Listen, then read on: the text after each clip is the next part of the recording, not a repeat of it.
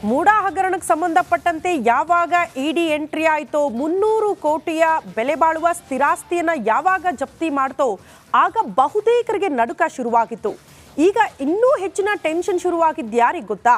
ಯಾರು ನಿವೇಶನ ತೆಗೆದುಕೊಂಡು ಮನೆಯನ್ನ ಕಟ್ಕೊಂಡಿದ್ದಾರೋ ಅವರಿಗೆ ಡಬಲ್ ಶಾಕ್ ಎದುರಾಗಿದೆಯಂತೆ. ಕಾರಣ ಏನು ಗೊತ್ತಾ? ಈ ಸ್ಟೋರಿ ನೋಡಿ.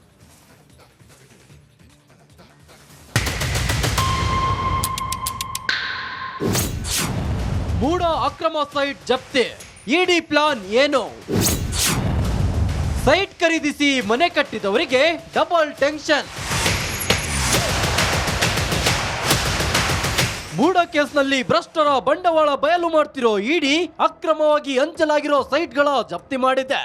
ಒಟ್ಟು 160 ಸೈಟ್ಗಳನ್ನ ಸೀಸ್ ಮಾಡುವಂತೆ ಮೈಸೂರು ಸಬ್ ರಿಜಿಸ್ಟರ್ಗೆ ಇಡಿ ಪತ್ರ ಬರೆದಿದೆ. ಈ ಬೆನ್ನಲ್ಲೇ ಇಡಿ ಸೀಸ್ ಲಿಸ್ಟ್ ನಲ್ಲಿರುವ ಸ್ಥಳದಲ್ಲಿ ಈಗಾಗಲೇ ಮನೆ ಕಟ್ಟಿರೋರಿಗೆ ಡಬಲ್ ಟೆನ್ಷನ್ ಶುರುವಾಗಿದೆ. ಮೂಡಾದಿಂದ 50-50 ಅನುಪಾತದಲ್ಲಿ ಸೈಟ್ ಪಡೆದವರು ಅದನ್ನ ಬೇರೆಯವರಿಗೆ ಮಾರಿದ್ದಾರೆ. ಆ ಸೈಟ್ಗಳನ್ನ ಖರೀದಿ ಮಾಡಿದವರಿಗೆ ಈಗ ಸೀಸ್ ಆತಂಕ ಕಾಡ್ತಿದೆ.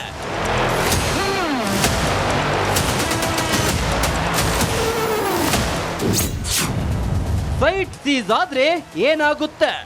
ಇಡಿ ಸೈಟ್ ಸೀಸ್ ಮಾಡಿದ್ರೆ ಈಗಾಗಲೇ ಸೈಟ್ ತೆಗೆದುಕೊಂಡವರಿಗೆ ಸಂಕಷ್ಟ ಎದುರಾಗಲಿದೆ. 160 ಸೈಟ್ಗಳನ್ನ ಸೀಸ್ ಮಾಡುವಂತೆ ಮೈಸೂರು ಸಬ್ ರಿಜಿಸ್ಟರ್ಗೆ ಇಡಿ ಪತ್ರ ಬರೆದಿದೆ. ಒಂದು ವೇಳೆ ಸೈಟ್ ಸೀಸ್ ಆದ್ರೆ ಸೈಟ್ ಸದ್ಯ ಮಾರಾಟ ಮಾಡಲು ಆಗೋಲ್ಲ. ನಿವೇಶನದ ಸೂಕ್ತ ದಾಖಲೆ ಕೊಡಬೇಕಾಗುತ್ತೆ. ಯಾರಿಂದ ಎಷ್ಟು ಬೆಲೆಗೆ ಖರೀದಿ ಮಾಡಿದ್ರಿ ಅನ್ನೋದನ್ನ ತಿಳಿಸಬೇಕಾಗುತ್ತೆ. ಮೂಲ ಮಾಲೀಕರು ಯಾರು ಅನ್ನೋದನ್ನ ಹೇಳಬೇಕಾಗುತ್ತೆ. ಹೀಗೆ ಹಲವು ದಾಖಲೆಗಳನ್ನ ಕೊಡಬೇಕಾಗುತ್ತದೆ.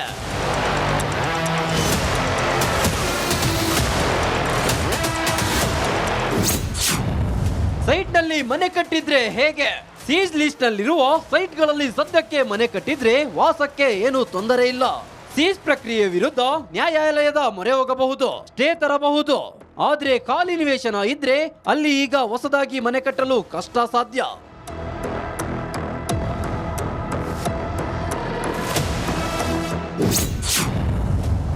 ಸೈಟ್ ಮರಳಿ ಮೂಡಾ ಪಾಲು.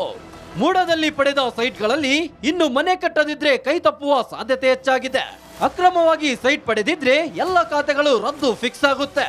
ಖಾಲಿ ಸೈಟ್ಗಳಿದ್ರೆ ಮೂಡಾ ಬೋರ್ಡ್ ಹಾಕುವ ಸಾಧ್ಯತೆ ಇದೆ. ಈಗಾಗಲೇ ಸೈಟ್ಗಳು 4-5 ಕೈಗಳಿಗೆ ಬದಲಾವಣೆಯಾಗಿದೆ. ಸೈಟ್ ಜಪ್ತಿಗೆ ಮುಂದಾದ್ರೆ ನಿಜವಾದ ಸೈಟ್ ಮಾಲೀಕರು ಕೋರ್ಟ್ ಮೊರೆ ಹೋಗ್ತಾರೆ.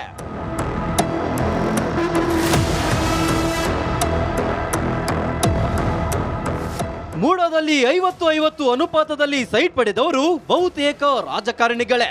ಜನಪ್ರತಿನಿಧಿಗಳ ಕುಟುಂಬಸ್ಥರು ಮೂಡಾ ಸದಸ್ಯರೇ ಇದ್ದು ಇವರು ರಿಯಲ್ ಎಸ್ಟೇಟ್ ಉದ್ಯಮಿಗಳ ಮೂಲಕ ನಿವೇಶನಗಳನ್ನ ಪಡೆದಿದ್ದಾರೆ. ಇವರು ಅಕ್ರಮವಾಗಿ ಸೈಟ್ ಪಡೆದಿರೋದ್ರಿಂದ ಈಗ ಅರ್ಹ ಫಲಾನುಭವಿಗಳಿಗೂ ಸೈಟ್ ಸೀಸ್ ಆತಂಕ ಶುರುವಾಗಿದೆ. ವಿನೋದ್ ಪಡುವಾರಳ್ಳಿ, ರಿಪಬ್ಲಿಕನ್. ಮೂಡಾ ಹಗರಣಕ್ಕೆ ಸಂಬಂಧಪಟ್ಟಂತೆ ಯಾವಾಗ ಇಡಿ ಎಂಟ್ರಿ ಆಯಿತೋ 300 ಕೋಟಿಯ ಬೆಲೆ ಬಾಳುವ ಸ್ಥಿರಾಸ್ತಿಯನ್ನು ಯಾವಾಗ ಜಪ್ತಿ ಮಾಡ್ತೋ ಆಗ ಬಹುತೇಕರಿಗೆ ನಡುಕ ಶುರುವಾಗಿತ್ತು. ಈಗ ಇನ್ನೂ ಹೆಚ್ಚಿನ ಟೆನ್ಷನ್ ಶುರುವಾಗಿದ್ದು ಯಾರಿಗೆ ಗೊತ್ತಾ? ಯಾರು ನಿವೇಶನ ತೆಗೆದುಕೊಂಡು ಮನೆಯನ್ನ ಕಟ್ಕೊಂಡಿದ್ದಾರೋ ಅವರಿಗೆ ಡಬಲ್ ಶಾಕ್ ಎದುರಾಗಿದೆಯಂತೆ. ಕಾರಣ ಏನು ಗೊತ್ತಾ? ಈ ಸ್ಟೋರಿ ನೋಡಿ.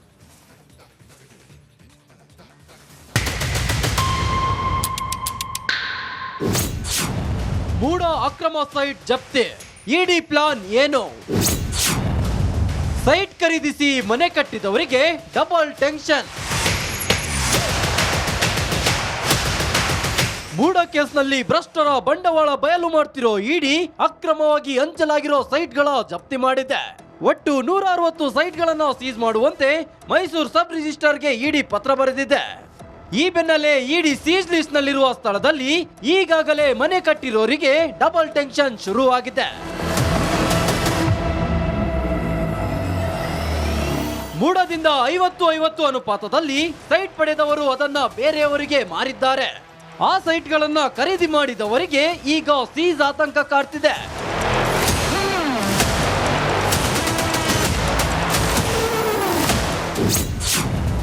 ಸೈಟ್ ಸೀಸ್ ಆದ್ರೆ ಏನಾಗುತ್ತೆ? ಇಡಿ ಸೈಟ್ ಸೀಸ್ ಮಾಡಿದ್ರೆ ಈಗಾಗಲೇ ಸೈಟ್ ತೆಗೆದುಕೊಂಡವರಿಗೆ ಸಂಕಷ್ಟ ಎದುರಾಗಲಿದೆ. 160 ಸೈಟ್ಗಳನ್ನ ಸೀಸ್ ಮಾಡುವಂತೆ ಮೈಸೂರು ಸಬ್ ರಿಜಿಸ್ಟರ್ಗೆ ಇಡಿ ಪತ್ರ ಬರೆದಿದೆ. ಒಂದು ವೇಳೆ ಸೈಟ್ ಸೀಸ್ ಆದ್ರೆ ಸೈಟ್ ಸದ್ಯ ಮಾರಾಟ ಮಾಡಲು ಆಗೋಲ್ಲ. ನಿವೇಶನದ ಸೂಕ್ತ ದಾಖಲೆ ಕೊಡಬೇಕಾಗುತ್ತೆ. ಯಾರಿಂದ ಎಷ್ಟು ಬೆಲೆಗೆ ಖರೀದಿ ಮಾಡಿದ್ರಿ ಅನ್ನೋದನ್ನ ತಿಳಿಸಬೇಕಾಗುತ್ತೆ. ಮೂಲ ಮಾಲೀಕರು ಯಾರು ಅನ್ನೋದನ್ನ ಹೇಳಬೇಕಾಗುತ್ತೆ. ಹೀಗೆ ಹಲವು ದಾಖಲೆಗಳನ್ನ ಕೊಡಬೇಕಾಗುತ್ತದೆ.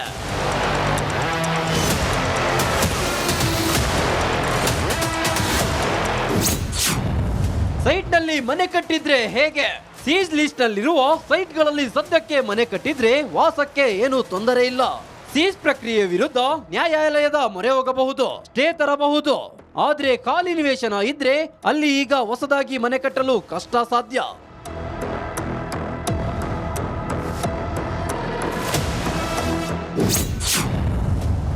ಸೈಟ್ ಮರಳಿ ಮೂಡ ಪಾಲು. ಮೂಡದಲ್ಲಿ ಪಡೆದ ಸೈಟ್ಗಳಲ್ಲಿ ಇನ್ನು ಮನೆ ಕಟ್ಟದಿದ್ರೆ ಕೈ ತಪ್ಪುವ ಸಾಧ್ಯತೆ ಹೆಚ್ಚಾಗಿದೆ. ಅಕ್ರಮವಾಗಿ ಸೈಟ್ ಪಡೆದಿದ್ರೆ ಎಲ್ಲ ಖಾತೆಗಳು ರದ್ದು ಫಿಕ್ಸ್ ಆಗುತ್ತೆ. ಖಾಲಿ ಸೈಟ್ಗಳಿದ್ರೆ ಮೂಡ ಬೋರ್ಡ್ ಹಾಕುವ ಸಾಧ್ಯತೆ ಇದೆ. ಈಗಾಗಲೇ ಸೈಟ್ಗಳು 4-5 ಕೈಗಳಿಗೆ ಬದಲಾವಣೆಯಾಗಿದೆ. ಸೈಟ್ ಜಪ್ತಿಗೆ ಮುಂದಾದ್ರೆ ನಿಜವಾದ ಸೈಟ್ ಮಾಲೀಕರು ಕೋರ್ಟ್ ಮೊರೆ ಹೋಗ್ತಾರೆ.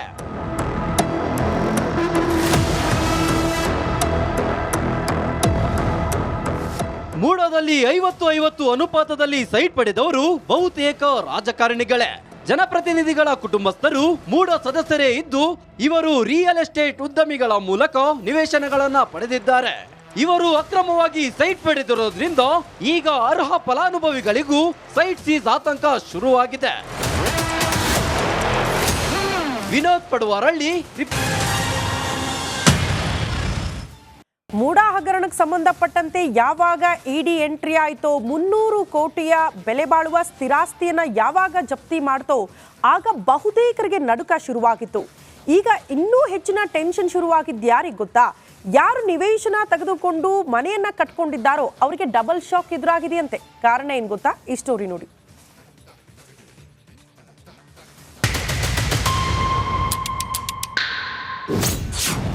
ಮೂಡ ಅಕ್ರಮ ಸೈಟ್ ಜಪ್ತಿ, ಇಡಿ ಪ್ಲಾನ್ ಏನು? ಸೈಟ್ ಖರೀದಿಸಿ ಮನೆ ಕಟ್ಟಿದವರಿಗೆ ಡಬಲ್ ಟೆನ್ಷನ್. ಮೂಡ ಕೇಸ್ನಲ್ಲಿ ಭ್ರಷ್ಟರ ಬಂಡವಾಳ ಬಯಲು ಮಾಡ್ತಿರೋ ಇಡಿ ಅಕ್ರಮವಾಗಿ ಹಂಚಲಾಗಿರೋ ಸೈಟ್ಗಳ ಜಪ್ತಿ ಮಾಡಿದೆ. ಒಟ್ಟು 160 ಸೈಟ್ಗಳನ್ನ ಸೀಸ್ ಮಾಡುವಂತೆ ಮೈಸೂರು ಸಬ್ ರಿಜಿಸ್ಟರ್ಗೆ ಇಡಿ ಪತ್ರ ಬರೆದಿದೆ. ಈ ಬೆನ್ನಲ್ಲೇ ಇಡಿ ಸೀಸ್ ಲಿಸ್ಟ್ ನಲ್ಲಿರುವ ಸ್ಥಳದಲ್ಲಿ ಈಗಾಗಲೇ ಮನೆ ಕಟ್ಟಿರೋರಿಗೆ ಡಬಲ್ ಟೆನ್ಷನ್ ಶುರುವಾಗಿದೆ. ಮೂಡದಿಂದ 50-50 ಅನುಪಾತದಲ್ಲಿ ಸೈಟ್ ಪಡೆದವರು ಅದನ್ನ ಬೇರೆಯವರಿಗೆ ಮಾರಿದ್ದಾರೆ. ಆ ಸೈಟ್ಗಳನ್ನ ಖರೀದಿ ಮಾಡಿದವರಿಗೆ ಈಗ ಸೀಸ್ ಆತಂಕ ಕಾಡ್ತಿದೆ.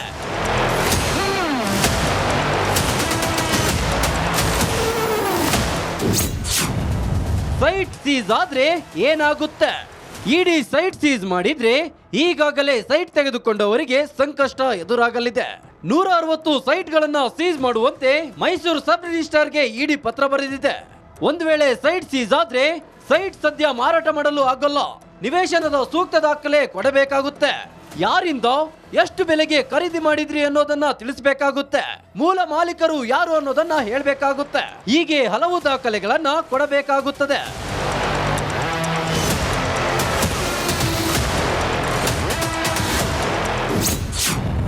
ಸೈಟ್ ನಲ್ಲಿ ಮನೆ ಕಟ್ಟಿದ್ರೆ ಹೇಗೆ? ಸೀಸ್ ಲಿಸ್ಟ್ ನಲ್ಲಿರುವ ಸೈಟ್ಗಳಲ್ಲಿ ಸದ್ಯಕ್ಕೆ ಮನೆ ಕಟ್ಟಿದ್ರೆ ವಾಸಕ್ಕೆ ಏನು ತೊಂದರೆ ಇಲ್ಲ.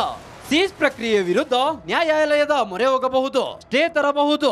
ಆದ್ರೆ ಖಾಲಿ ನಿವೇಶನ ಇದ್ರೆ ಅಲ್ಲಿ ಈಗ ಹೊಸದಾಗಿ ಮನೆ ಕಟ್ಟಲು ಕಷ್ಟ ಸಾಧ್ಯ.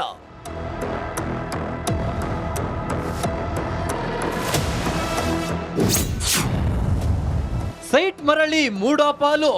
ಮೂಡದಲ್ಲಿ ಪಡೆದ ಸೈಟ್ಗಳಲ್ಲಿ ಇನ್ನು ಮನೆ ಕಟ್ಟದಿದ್ರೆ ಕೈ ತಪ್ಪುವ ಸಾಧ್ಯತೆ ಹೆಚ್ಚಾಗಿದೆ. ಅಕ್ರಮವಾಗಿ ಸೈಟ್ ಪಡೆದಿದ್ರೆ ಎಲ್ಲ ಖಾತೆಗಳು ರದ್ದು ಫಿಕ್ಸ್ ಆಗುತ್ತೆ. ಖಾಲಿ ಸೈಟ್ಗಳಿದ್ರೆ ಮೂಡ ಬೋರ್ಡ್ ಹಾಕುವ ಸಾಧ್ಯತೆ ಇದೆ.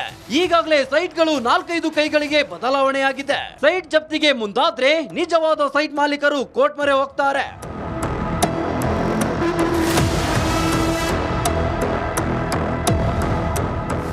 ಮೂಡದಲ್ಲಿ 50-50 ಅನುಪಾತದಲ್ಲಿ ಸೈಟ್ ಪಡೆದವರು ಬಹುತೇಕ ರಾಜಕಾರಣಿಗಳೇ. ಜನಪ್ರತಿನಿಧಿಗಳ ಕುಟುಂಬಸ್ಥರು ಮೂಡ ಸದಸ್ಯರೇ ಇದ್ದು ಇವರು ರಿಯಲ್ ಎಸ್ಟೇಟ್ ಉದ್ಯಮಿಗಳ ಮೂಲಕ ನಿವೇಶನಗಳನ್ನ ಪಡೆದಿದ್ದಾರೆ. ಇವರು ಅಕ್ರಮವಾಗಿ ಸೈಟ್ ಪಡೆದಿರೋದ್ರಿಂದ ಈಗ ಅರ್ಹ ಫಲಾನುಭವಿಗಳಿಗೂ ಸೈಟ್ ಸೀಸ್ ಆತಂಕ ಶುರುವಾಗಿದೆ. ವಿನೋದ್ ಪಡುವಾರಳ್ಳಿ, ರಿಪಬ್ಲಿಕ್